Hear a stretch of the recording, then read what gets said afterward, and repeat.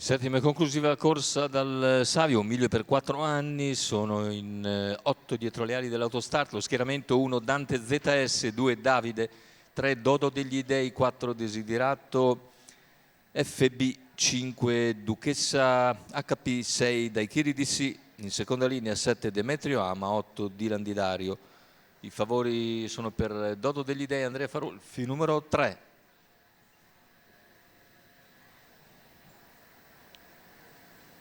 Macchina che accelera, in partenza l'errore di Dante ZS, mentre sfila subito Davide velocissimo a portarsi a condurre nei confronti di Desiderato, che cerca di accodarsi ma sbaglia, e così in seconda posizione ci va Duchessa HP che precede Dodo degli Dei, quindi in vantaggio Davide dopo primi 200 in 14,9. La seconda posizione per Duchessa HP che precede Dodo degli Dei, che si deve scoprire per non essere coperto. E così se ne vanno i 400 in 38 con leader Davide all'esterno. Ora si presenta Dodo degli Dei, sono due fra i più attesi, Dodo degli Dei favorito, Davide contro favorito. E fuori scena invece Dante ZS che ha sbagliato subito, 600 che se ne vanno in 46,8, in vantaggio c'è Davide. Dodo degli Dei si impegna al suo esterno, alla corda è sempre Duchessa HP con al lato Dylan Di Dario, poi lungo la corda seguono Daichiri DC e Demetrio Ama.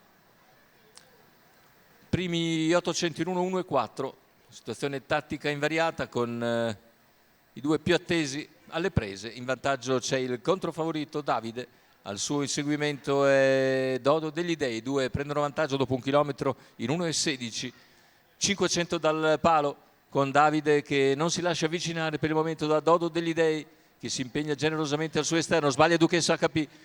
Siamo ora a 400 dalla conclusione, parziale velocissimo, 13,9 scusate, e ne approfitta per infilarsi bene alla corda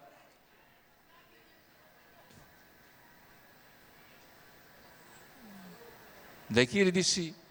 Finale con Davide che se la dà a gambe, comunque viene a vincere su Daichiri DC. Al terzo Dodo degli Dei, un vero e proprio assolo questo di Davide, 1,13,8 il ragguaglio conclusivo, 28,5 poi 28,7 a chiudere, significa 57,2 per l'ultimo giro di gara.